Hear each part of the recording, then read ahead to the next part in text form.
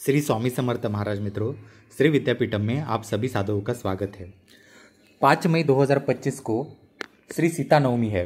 ये सीता नवमी के विशेष अवसर पर मैं आपके सामने माता सीता के बारे में अनसुनी कथाओं के कुछ किस्से रखने जा रहा हूँ। ये किस्से ऐसे हैं, ये घटनाएं ऐसी है कि आपको कोई कथावाचक या किसी भी रामायण की जो प्रवचन होते हैं उसमें आपको नहीं मिलेगा। हालांकि हमारे मस्तिष्क जो हमारा दिमाग है या हमारे मस्तिष्क में बचपन से हमने जो रामायण की कथाएं सुनी हुई रहती है, हमारे दादी या हमारे माता पिता बताते हैं, या सीरियलों में रामायण की जो सीरियल है इसमें हमने बहुत चीज़ें देखी हुई रहती है और उसका ही प्रभाव होता है। परंतु आपने कभी ये सोचा है क्या कि जो हमने देखा है वास्तव में उस ज़माने में माता सीता के साथ वह घटनाएं हुई थी क्या? सबसे पहली घटना ये आती है कि हम सीरियलों में देखते हैं कि रावण ने माता सीता को कंधे पे उठाया था और उनको भगा कर लेके जा रहा था, और फिर वो उसने लंका में लेके गया। फिर वो रावण जो है वो माता सीता को अपनी पत्नी बनाना चाहता था। क्या ये इतना आसान है? और ये सत्य बात है। असल में आज का जो रामायण है सीरियलों से हम इतने 30-40 साल से हम देख रहे हैं, टीवी सीरियल से देख रहे हैं, प्रवचनों में सुन रहे हैं, और बाकी आज तो मल्टीमीडिया इतना बड़ा है कि बहुत सारी चीज़ें जो है वो भ्रमित है। तो उसमें से हम आज आपको कुछ सही विषय बताने जा रहे हैं। सच कहूँ तो रामायण जो आज के ज़माने में आप पढ़ते हो, सुनते हो प्रवचनों में, उसमें तो सिर्फ कैरेक्टर सही है, बाकी जो कथाएं हैं वो सारी उलझी हुई कथाएं हैं, भ्रमित कथाएं हैं, जिसके कारण लोगों को असली रामायण उनके सामने आता ही नहीं है। आज हम माता सीता के बारे में कुछ किस्से आपके सामने रख रहे हैं जो कहीं लिखे हुए ही नहीं है। आपको ये सुनकर बहुत अच्छा लगेगा। सर्वप्रथम श्री सीता नवमी की आपको शुभकामनाएं।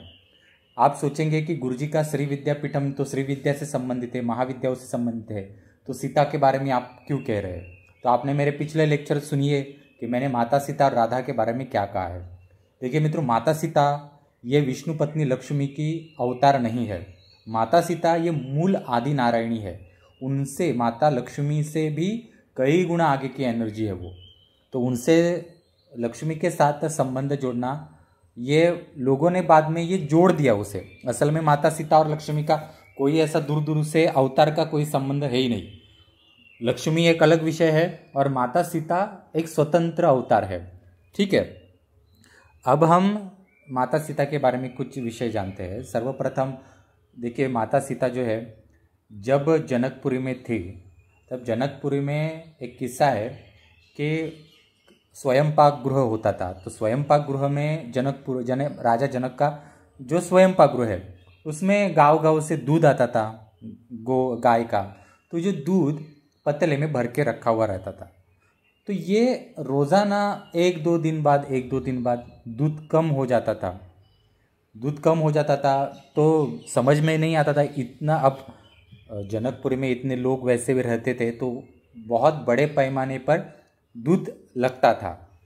तो कभी कभी आधा पतीला, कभी कभी पूरा पतीला खाली हो जाता था और समझ में ही नहीं आ रहा था कि ये दूध जा कहाँ रहा है। तो एक दिन उस दूध के पतीले के ऊपर स्वयंपाक गृह में वहाँ पर नज़र रखी गई, और नज़र रखने के बाद राजा जनक को पता चला कि ये जो माता सीता है, छोटी बच्ची सीता, ये महल के बाहर जो महल की बाउंड्री है वहाँ पर जाती है वो दूध लेके, और वहाँ कहीं किसी प्राणी को दे रही है वगैरह, ऐसा उनको मतलब पता चला। तो बाद में जनक ने देखा कि मतलब वो कर क्या रही है। तो करने के बाद उनको समझ में आ गया कि माता सीता वो दूध वहाँ पर सांपों को पिला रही है। तो अब वो जो सांप है, जो माता सीता जिनको दूध पिला रही है, और ये जो सांप थे ना जिनको दूध पिला रही है, वो राजा जनक का महल जो था उसका बाहरी बाउंड्री थी, उसकी एक जगह पर वो वहाँ पर थे सारे सांप। अब ये सांप आए कहाँ से? तो माता सीता मूल आदि शक्ति, आदि नारायणी है। वो समुद्र की एनर्जी है, वो नागलोक की एनर्जी है। वो जो शेष नाग जिसे कहते हैं, संपूर्ण नागलोक, जो संपूर्ण नाग लोक की मूल माता जिसे कहा जाता है वो है माता सीता।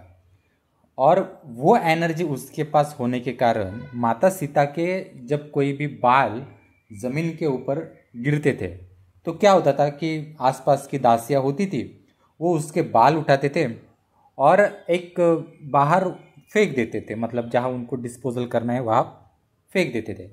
अब उसके बाल मिट्टी से संपर्क में आने के कारण वो बालों से ऑटोमेटिकली सांपों का जन्म हो जाता था, क्योंकि मूल आदि शक्ति है और सांपों की मूल यानी सांप और सर्प शक्ति, सर्पों की प्रजाति, नागों की प्रजाति जो दुनिया में है वो जिनसे निर्माण हुई वो मूल सांपों की माता ही माता सीता है। इसलिए उनका बाल जब मिट्टी से संपर्क आता था तो ऑटोमेटिकली वो हर एक बाल अलग अलग प्रजाति बनती थी और वो नाग बन जाता था। तो ऐसे कई सारे, जब तक माता सीता बड़ी नहीं हुई तब तक बहुत सारे सांप जो थे वो वहाँ पर उनकी बहुत बड़ी प्रजाति जनकपुरी के महल के बाहर मतलब तैयार हुई थी।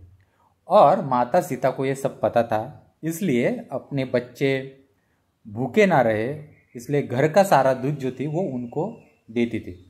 बाद में जब जनक को पता चला तो जनक ने एक अलग सुविधा कर ली उन सांपों के लिए कि वहाँ पर उनका पेट वगैरह भर सके। अब बाद में ऐसा हुआ कि माता सीता का विवाह हुआ। विवाह के बाद बहुत सारे जो सांप थे जो माता सीता के साथ जनकपुरी में रहते थे वो धीरे धीरे माता सीता के साथ अयोध्या में आ गए और अयोध्या में एक जगह पे रहना शुरू कर दिया। अब अयोध्या में ये जो सांप आ गए थे ये सिर्फ राम, लक्ष्मण और माता सीता को ही पता था, बाकी किसी को पता नहीं था। ना श्री राम जी के जो पिताजी है उनको पता था, ना अन्य किसी को पता था। तो एक दिन क्या हुआ कि श्री राम जी का जो महल था, माता सीता और राम जी का महल, वो अयोध्या में अपने पिता के दशरथ राजा का जो महल था उनसे थोड़ा सा अलग जगह पे था। तब दशरथ एक दो बार गए थे कि माता सीता कहाँ जा रही है, मतलब कर क्या रही है। वो भी वहाँ पर अपना मतलब जो दूध है या कुछ सांपों को जो खिलाना पिलाना चाहिए उसकी सुविधा करती थी। तो दशरथ को पता चला कि मतलब ये कर क्या रही है। तो जब दशरथ ने देखा कि ये इतने सारे सांपों को माता सीता दूध पिला रही है, खिला पिला रही है, तो दशरथ भी जो था वो सारा दृश्य देखकर बेसुध हो गया। तब जाके श्री राम जी ने असलियत उनको बताई। अब जैसे जैसे वनवास शुरू हो रहा था तो वनवास में भी ये जो सारे सांप प्रजाति थी ये अयोध्या से माता सीता के पीछे पीछे चले आ गए। उनकी सुविधा ऑटोमेटिकली माता सीता करती थी।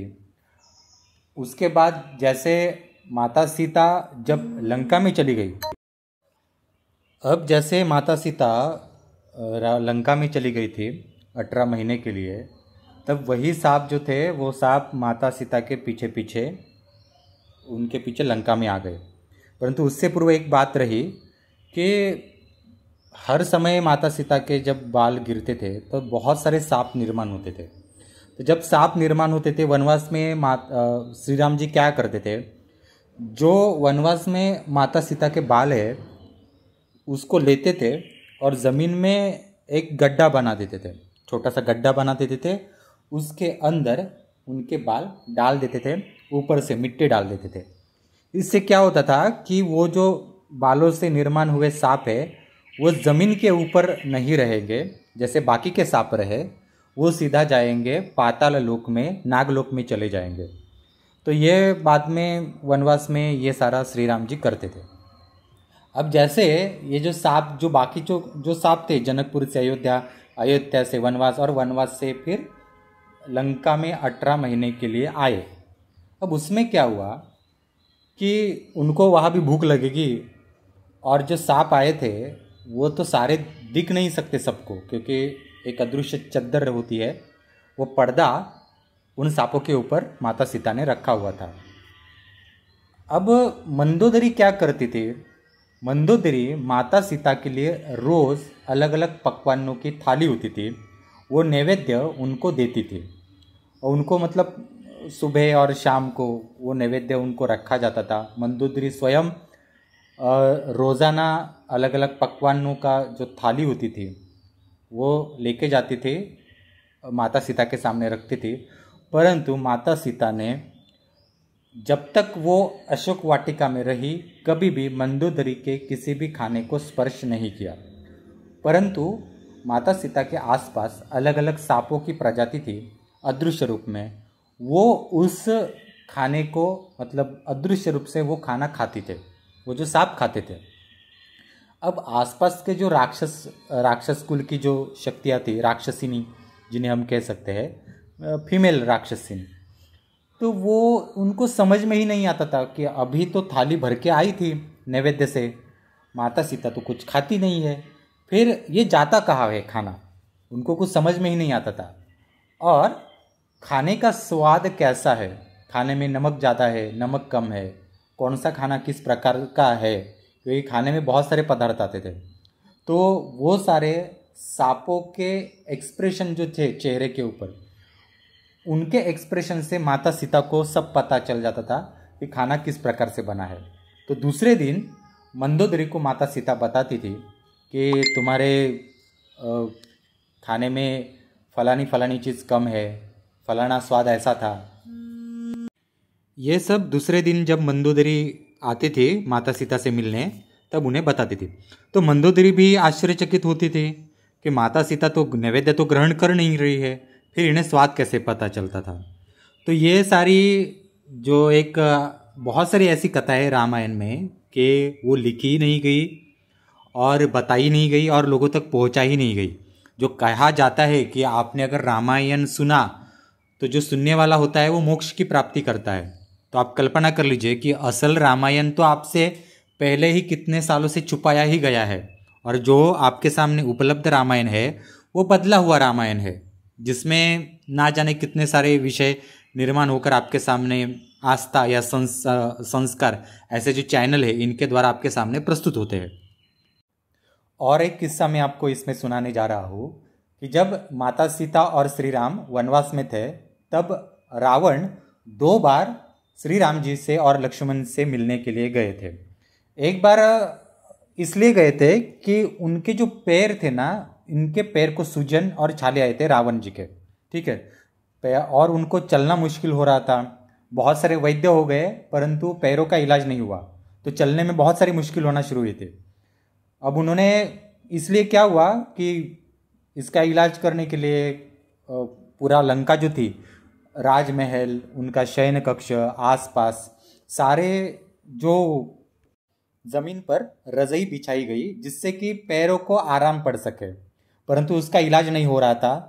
तो आखिर समय में रावण जो थे वो थक गए और श्री राम जी और लक्ष्मण अपने जो गुप्तचर है उनसे पता लगवाया कि वनवास में किस जगह पे है। क्योंकि एक बार जब रावण के पेट में दर्द था तब रावण अयोध्या में लक्ष्मण के पास गए थे अपने पेट दर्द का इलाज करवाने के लिए।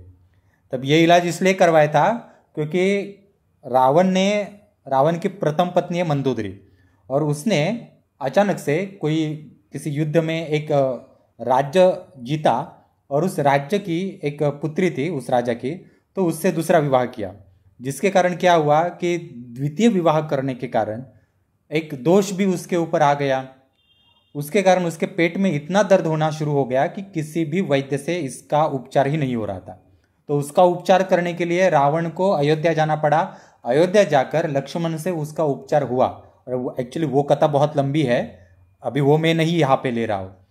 तो जब इनके पैर को छाले पड़ गए और उसका इलाज नहीं हो रहा था तब गुप्तहेरों से वो कहाँ पर है वनवास में, वहाँ पर रावण गए और श्री राम और लक्ष्मण से वहाँ पे मिले वो। तब रावण को पता चला कि माता सीता के पैरों को भी छाले पड़े हुए हैं। तो ये कनेक्शन था रावण और माता सीता का। ये कनेक्शन आपको ऐसा लगेगा कि ये कनेक्शन क्या है, तो ये एक कनेक्शन एक माता और एक पुत्र का कनेक्शन है। तो बाद में श्री राम जी ने कहा कि मेरे और लक्ष्मण के पैरों के नीचे की मिट्टी लेके जाओ और पूरे शरीर को लगाओ, और ये लगाने के बाद तुम्हारा ये सारा जो है ये निकल जाएगा। तो बाद में वो लंका में वो मिट्टी लेके चला गया और पूरे शरीर को लगाया, पैरों को लगाई। तो बाद में उसके जो छाले और उसके होल पड़े थे पैरों को, वो सारी सूजन सारी कम हो गई। दूसरी बार क्या हुआ कि लक्ष्मण जो था, वो लक्ष्मण जी रावण के सपने में अलग अलग सांप भेजते थे, तो अलग अलग सर्प भेजते थे। और वो सर्पों को बार बार सपने में देखकर रावण जो था वो चिढ़ता भी था और डरता भी था। उसकी सारी नींद जो थी वो हराम हो गई। तो और वो लक्ष्मण को भी मज़ा आता था ये सारी चीज़ें करने में। तो तंग होकर रावण ने फिर से अपने गुप्तहेर भेज दिए और श्री राम जी का अभी ठिकाना वनवास में कहाँ है वो ढूंढा। और रावण वहाँ पे चले गए श्री राम जी के पास और माता सीता के पास। उन्होंने शिकायत की, लक्ष्मण मेरे सपने में ऐसा ऐसा करता है। तो फिर उसको डांट लगवाई श्री राम जी के द्वारा। फिर माता सीता के पैरों के छाले कम हो गए कि नहीं वो पूछा। तो इस तरह से 2 बार रावण जो थे वो 2 बार उनको वनवास में मिलने के लिए चले गए थे। मित्रों, ये जो कहा जाता है ना कि रावण के नाभि में अमृत था, ये पहले तो घटना पूरी गलत है।